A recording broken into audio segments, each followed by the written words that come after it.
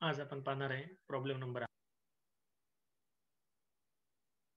होतो काय सांगितलेलं आहे प्रॉब्लेम मध्ये आणि त्याप्रमाणे आपण प्रॉब्लेम सॉल्व्ह करू. प्रॉब्लेम नंबर 8 आहे. 8वा प्रॉब्लेम आहे हा आपला. Following is the balance sheet of Anuradha limited. Anuradha लिमिटेडचा बॅलन्स शीट दिलेला आहे 31 मार्च 2020 चा. सगळ्यात पहिल्यांदा आपण लायबिलिटी साइड रीड करू.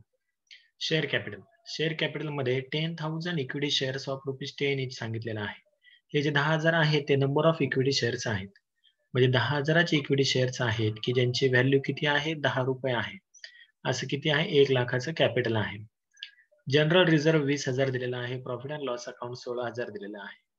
Sundry creditors. सन्ड्री क्रेडिटर्स काय आहे आपली तर एक्सटर्नल लायबिलिटी आहे, इतरांचं देणं आहे. त्याला आपण म्हणत असतो एक्सटर्नल लायबिलिटी. आणि इन्कम टॅक्स रिझर्व्ह ही सुद्धा काय आहे आपली एक्सटर्नल लायबिलिटी आहे. म्हणून त्याच्यापुढे आपण एक्सटर्नल लायबिलिटी लिहिलेल्या आहेत. अशा प्रकारच्या ह्या दोन एक्सटर्नल लायबिलिटी आहेत. जेव्हा आपण नेट ॲसेट काढणार आहोत तेव्हा आपल्याला ह्या दोन अमाउंट काय करावं लागेल त्यातून मायनस करावं लागतील, वजा करावे लागतील. ॲसेट साईडला पाहू. Building, machinery, patent, stock, book debts. Book डेप्ट्सला दुसरं नाव काय असतं तर डेटर्स. त्यालाच काय म्हटलं जातं डेटर्स म्हटलं जातं. कॅश इन हँड आणि फॉर्मेशन एक्सपेन्सेस. फॉर्मेशन एक्सपेन्सेस ही काय आपली ॲसेट नाही, तो खर्च आहे. सुरुवातीला कंपनी स्थापनेच्या वेळेस केला जाणारा खर्च होता तो, आणि नंतर तो आपण हळूहळू राईट ऑफ करत असतो. त्यामुळे हा रिअलाइज होणार नाही. रिव्हॅल्यूड कोणते होणार आहेत? हे वरचे सगळे ॲसेट रिव्हॅल्यूड होणार आहेत, रिअलाइज होणार आहेत. एक इन्फॉर्मेशन पाहू. Additional information. Independent valuation made for fix asset shown as details as follows. प्रत्येक ॲसेट ही रिव्हॅल्यूड झालेली आहे किंवा त्याचं व्हॅल्युएशन केलेलं आहे ते खालीलप्रमाणे दाखवलेलं आहे. त्यामध्ये दिलेलं आहे गुडविल. गुडविल ही तर आधी नव्हती, आता आहे, म्हणून आपण गुडविलला स्टार करून घेणार आहोत. ही गुडविल नवीन आलेली ॲसेट आहे, त्याप्रमाणे आपल्याला ही दाखवावी लागणार आहे नेट ॲसेट जेव्हा आपण काढणार तेव्हा. बिल्डिंग. बिल्डिंगची नवीन व्हॅल्यू दिलेली आहे 1,20,000. म्हणून बिल्डिंगची व्हॅल्यू आपण किती घेणार 1,20,000 घेणार, 55,000 घेणार नाही. नेक्स्ट मशिनरी दिलेली आहे 60,000. मशिनरीची व्हॅल्यू चेंज झालेली आहे, ती आहे 60,000. आधी होती 65,000, ती आता आपण घेणार नाही. नंतर आहे बुक डेप्ट्स. बुक डेप्ट्स म्हणजे डेटर्स. डेटरची व्हॅल्यू इथे होती 44,000, ती आता आपण घेणार नाही. ती किती घेणार आहोत 40,000. डेटरची व्हॅल्यू किती घेणार 40,000. अशा प्रकारे ह्या ॲसेटचं रिव्हॅल्युएशन दिलेलं आहे. पेटंटची व्हॅल्यू किती घेणार मग आपण 10,000च घेणार, कारण त्याची ऍडजस्टमेंट मध्ये दिलेली व्हॅल्यू दिलेली नाहीये. म्हणून आपण ती जी बॅलन्स शीटच्या ॲसेट साईडला आहे तीच व्हॅल्यू घेणार. स्टॉकची सुद्धा जी बॅलन्स शीटला आहे तीच घेणार. कॅश इन हँड हा कधी चेंज होत नाही, ते रिव्हॅल्यूड होत नाही, आहे तेवढाच राहतो, तो म्हणजे 26,000. अशा प्रकारची पहिली ऍडजस्टमेंट आहे. दुसरी ऍडजस्टमेंट पाहू आपण काय सांगितलेली आहे. The company follows the practice of transferring 25% profit to general reserve. काय सांगितलेलं आहे की कंपनीची एक सवय आहे ते प्रॉफिट मधनं 25% हा जनरल रिझर्व्हला साईडला काढून ठेवतात. हे कायसाठी महत्वाचं असतं, जेव्हा आपण मेंटेनेबल प्रॉफिट काढणार तेव्हा आपल्याला ते गरजेचं असतं. जेवढा काय आपला ऍव्हरेज प्रॉफिट येईल त्यामधनं आपण 25% जनरल रिझर्व्ह रक्कम साईडला काढणार आणि राहिलेलं जे असेल त्याला आपण मेंटेनेबल प्रॉफिट म्हणणार. आणखी काय म्हटलंय पाहू. Similar type of companies earn 10% of the value of their shares. Similar same अशाच प्रकारच्या ज्या कंपन्या आहेत त्या 10% रिटर्न ऑन इन्व्हेस्टमेंट देतात, त्यालाच आपण नॉर्मल रेट ऑफ रिटर्न म्हणणार आहोत. त्यालाच NRR म्हटलं जातं. आणि ही 2 नंबरची ऍडजस्टमेंट आपल्याला रीड करायची राहिली होती, ती पहा काय होती. The net profit for 3 years were 3 वर्षाचा प्रॉफिट दिलेला आहे. 2017-18चा 40,000, 18-19चा 45 आणि नंतर 53,000. याच्यावरून आपण काय काढणार तर सगळ्यात पहिल्यांदा काढणार टोटल प्रॉफिट, ह्यांची बेरीज करणार आणि ह्या टोटल प्रॉफिट वरून काय काढणार तर ऍव्हरेज प्रॉफिट काढणार. ऍव्हरेज प्रॉफिट कसा काढतो आपण तर टोटल प्रॉफिटला काय करणार, किती वर्ष आहेत 3 वर्षाचा दिलेला आहे त्याला भागिले 3 करणार आणि त्याप्रमाणे काढणार. आधी आपण प्रॉब्लेम मध्ये काय दिले ते पाहिलं. आता एक व्हॅल्यू काढू. सगळ्यात पहिल्यांदा काढू net asset value. Net asset value काढायची आहे, म्हणून तुमच्या वहीमध्ये लिहून घ्या net asset value. Net asset value कशी काढायची नेट ॲसेट व्हॅल्यू. त्यातली पहिली स्टेप आहे ती म्हणजे कॅल्क्युलेट रिअलायझेबल ॲसेट. रिअलायझेबल ॲसेट काढायचे आहेत आणि त्या कशा काढतो आपण रिअलायझेबल ॲसेट तर त्यासाठी एक चार्ट तयार करतो. त्याप्रमाणे आपण एक चार्ट तयार करून घ्यायचा.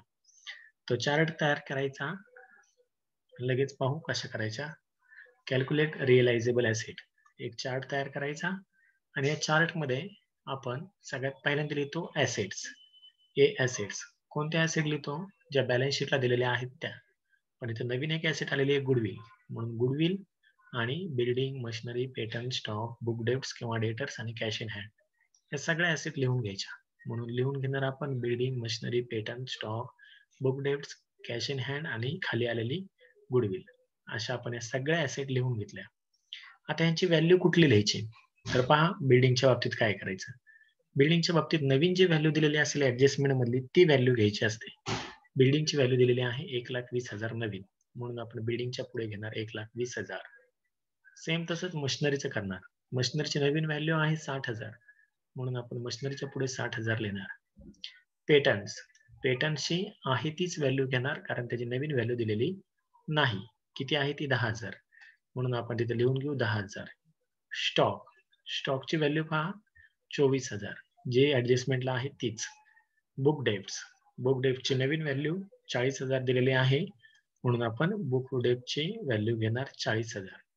कॅश इन हँड हा रिअलायझेबल होत नाही, रिव्हॅल्यूड होत नाही, आहे तेवढंच राहतो, तो म्हणजे 26,000, म्हणून आपण 26,000 घेतला. आणि सगळ्यात शेवटी आहे ते गुडविल. नवीन आलेली व्हॅल्यू आहे जी ऍडजस्टमेंट मध्ये दिलेली होती 80,000, म्हणून आपण लिहून घेऊ 80,000. काय केलं? ज्या ऍसेटची नवीन व्हॅल्यू दिलेली होती ती नवीन घेतली, ज्या ऍसेटची व्हॅल्यू दिलेली नव्हती त्यांची आहे ती बॅलन्स शीटवरची व्हॅल्यू घेतली आणि सगळ्यात शेवटी नवीन आलेली ऍसेट म्हणजेच गुडविल लिहून घेतलं.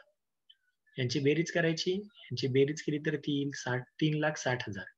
त्याला नाव द्यायचं टोटल ऍसेट्स. आता हे आले टोटल ऍसेट. याच्यामधून काय करायचं? लेस बी लॅबिलिटीज वजा करायच्या.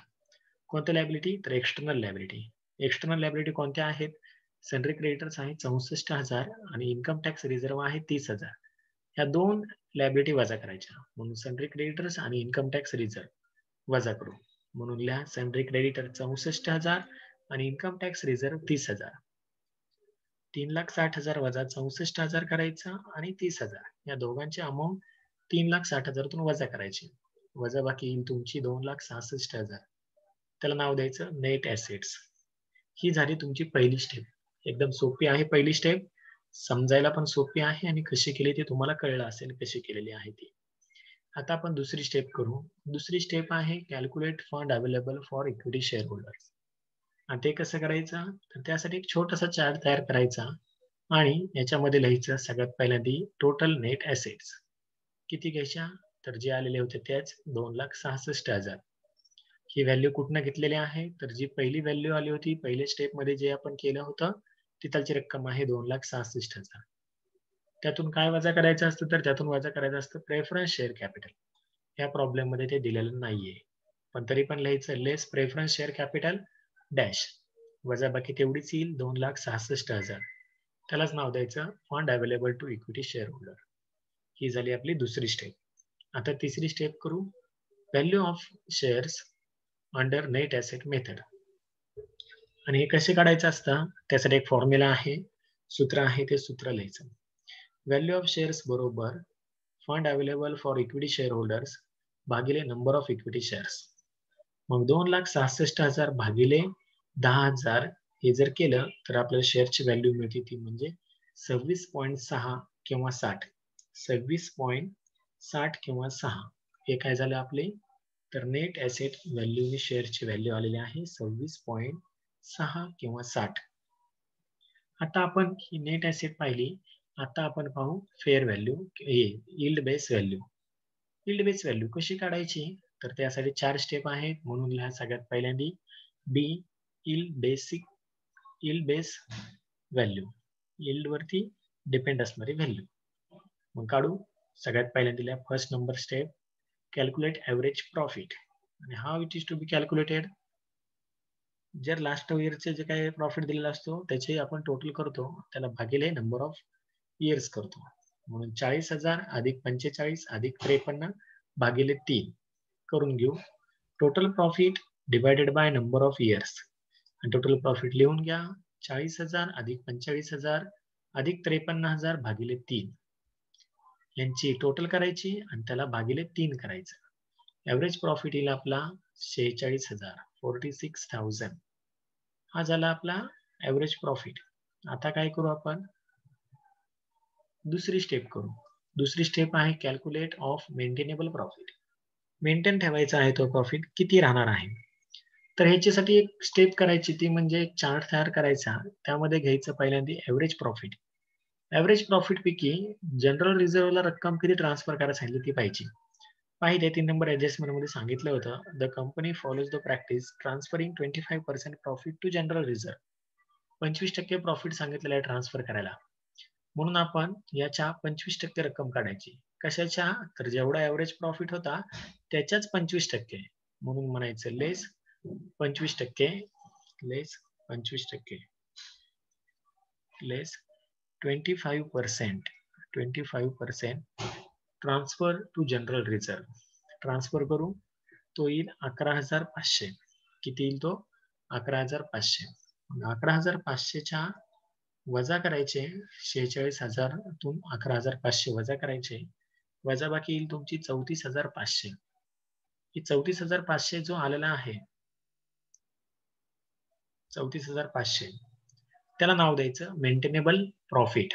मेंटेनेबल प्रॉफिट ही झाली आपली दुसरी स्टेप. आता तिसरी स्टेप करा कॅल्क्युलेट कॅपिटलाइज व्हॅल्यू.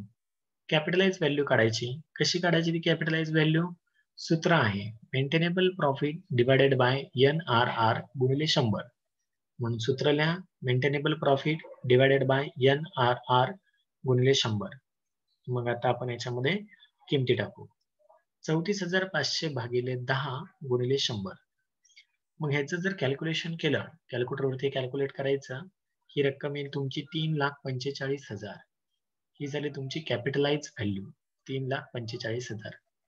आणि आता सगळ्यात शेवटची स्टेप करायची ती म्हणजे value of shares under yield basis method. आणि ही कशी करायची?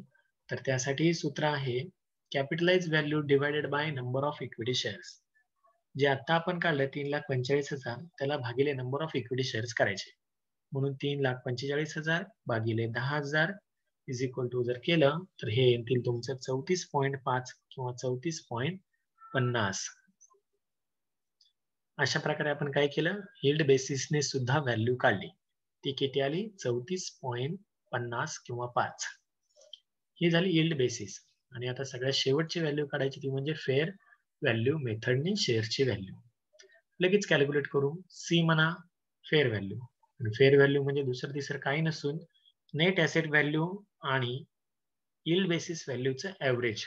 म्हणून त्याचा फॉर्म्युला लिहायचा नेट ॲसेट व्हॅल्यू अधिक yield basis value divided by 2 छेद 2. मग यांची किमती टाकून घेऊ. 26.60 किंवा 6 अधिक 34.50 किंवा 5 भागिले 2. यांची बेरीज करायची आणि त्याला भागिले 2 करायचं. यांची बेरीज येईल 61.1 किंवा 10. त्याला भागिले 2 केलं तर आपलं उत्तर मिळतं ते म्हणजे 30.55. 30.55 हे काय असणार आहे? आपली फेअर व्हॅल्यू. अशा प्रकारे आपण हा 8वा प्रॉब्लेम पाहिलेला आहे. याचं उत्तर तुम्हाला डिस्क्रिप्शन मध्ये पाहायला मिळेल किंवा मी तुम्हाला व्हॉट्सअपवरती पाठवलेलं आहे.